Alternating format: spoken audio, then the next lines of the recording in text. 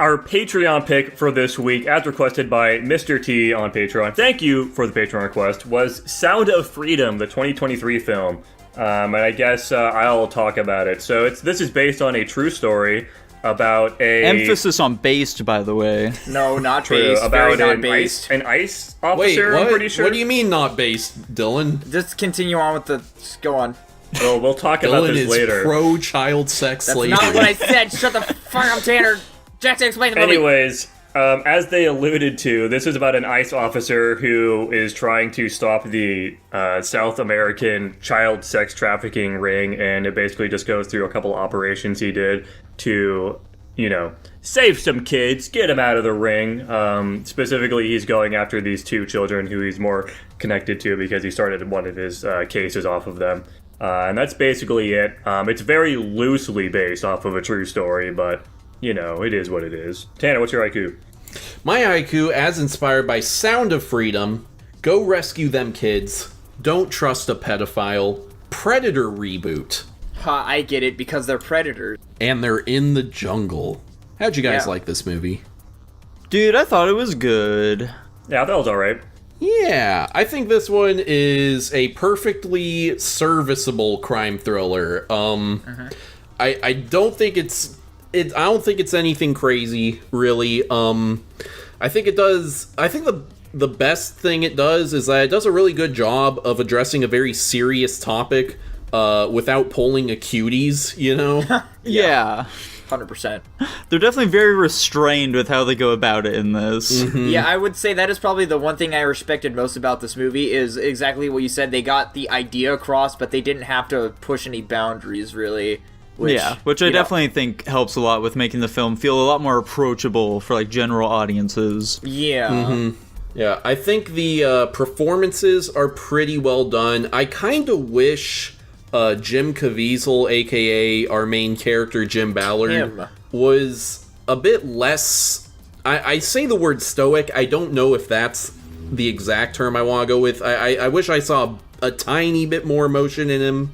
I wish he stopped fucking staring. Holy shit, dude is just lead paint staring everyone in this movie constantly. So many awkward moments of him just staring at people, not saying anything as he thinks, but it's just a really long, drawn-out shot of that. Why do you do that so often? He's got the 1,000-mile stare, dude. It's you drama, you gotta hand it to him at the very least, though. He does a great job of portraying a man who's seen a lot of really horrific shit in his days. Okay. Yeah, he is a broken He man. looks like he's on the breaking point of just bursting into tears at all times. Yeah. I can totally agree with that. I think the standout performance for me was the ex-cartel guy he ends up teaming up with. I really liked that character. I thought he was funny and stuff. I don't like that he, was, accidentally a pedophile, but anyways. Oh, yeah. I mean, some of us have been there, How many of us have been there, Nico? 1 out of 4, I'd say. There you go. Who is it, though? Go back through the Guapish archives in order to find out who it was. Deep dive into the Guapish lore to find that one Guapish out. iceberg. Yeah. I think the biggest problem with this one is the jungle section. This section just obliterates the pacing of the film, and it kind of feels like an entirely other movie at that point. It's so out of place. It's actually ridiculous. Especially when he fucking just appears behind the guy that's about to rape the chick on the bed. It's so goofy. What were they thinking when they went this direction? It's so weird. Yeah, they really just... I guess... The weird thing is, it's an independent studio, so you want to say, the producers just, got a hold of it, and they're like, we need a big action ending, but no, it's just kind of them, they are the thing, so... Maybe it was no, not even test audiences. I would have been way too far in production at that point to shoot this big-ass extra thing. Yeah. Unless there was test audiences, and originally the movie just ended where they're like, well, the girl isn't here, but we saved these other ones. Yeah, It's based on a true story, so he had to have gone to the jungle, so... He did not. That section is entirely made up. How do we know that? What do you fucking mean? How do we know that? It said it was based on a true story.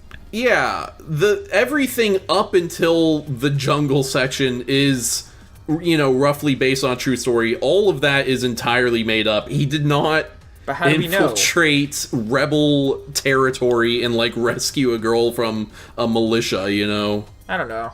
What do you mean Yeah. you don't? Honestly, Okay.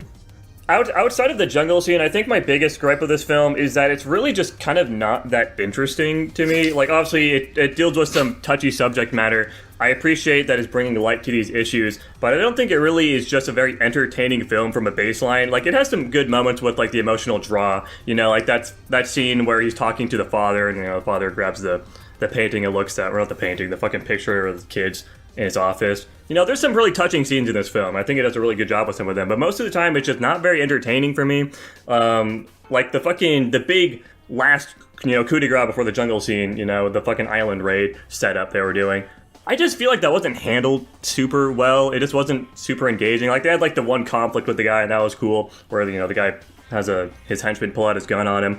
I don't know. I feel like I'm kind of tainted of, like, some modern TV tropes where it's just, like, constantly, like, twists, or, like, there's always just something going wrong in the plan. Mm-hmm. It all just seemed like it went really cleanly and easily, I imagine, for the most part, and it didn't feel very engaging because of that. I imagine that's kind of like the sort of based on true events thing, like holding back the story, because I imagine that in real life the operation was pretty smooth, and they just, you know, surrender immediately, and, you know, they got, you know. Yeah, I also feel like this movie's really fucking long.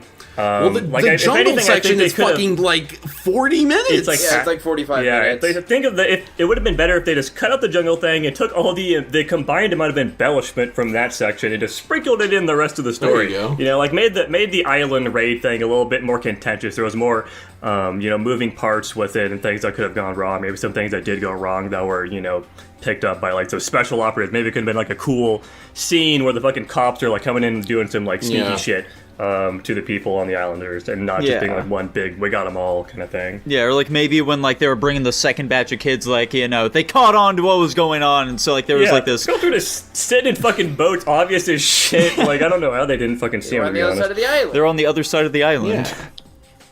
Still.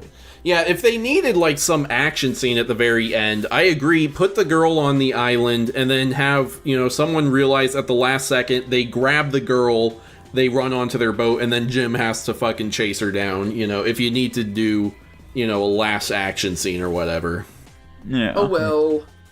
Anyway, what was your guys' favorite line from this one, and why is it, never trust a pedophile?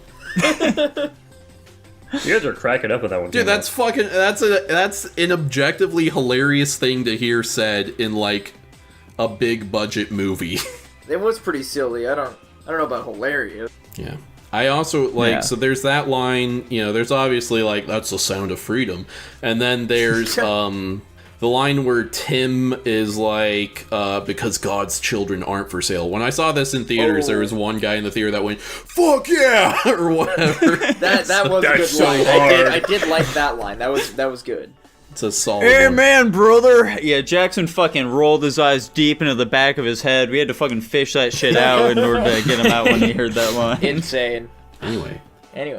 Yeah, I definitely think that, you know, perhaps, like, we didn't watch this in the greatest way, the three of us. This is a really fucking heavy movie, and I feel like some of that is definitely lost when we're just making jokes, calling each other pedophiles throughout the whole thing. Oh, yeah, I don't your know guys' what you're talking about, Your dude. guys' experience was tainted. I just sat here and wallowed in my bad feelings like, oh my god, this movie is that's so rough. uncomfortable. I hate this topic. It was one of those moments where I was like, I really should have read the Plex summary before going into the movie, because I had no clue what it was about. That's funny. What did you Yeah, think I guess about it they're more overall, you know, seeing it with that experience then, Dylan? Obviously the topic at hand is really awkward, but I liked, like, the... Awkward. I want to talk, and Tanner's just gonna... No, keep going. It's Keep just going, it's just Dylan. awkward is, like, yes, objectively, it's a very mild way of putting it, though. Yeah, I Yeah, like, you know, that one stand-up comedian who, like, you know, delves into, like, some fucking serial killer or whatever, and then ends all that shit with, man, that guy was a jerk, wasn't he? Yeah. What can I say? I've been working on my comedy. No, but I liked the resolve of the protagonist of this movie. Because obviously there's shit like this happens in the world, but, you know, and there's people like this that are doing what this guy did throughout the entire movie. So I thought it was really cool seeing, like, the drive and the emotion behind all of that.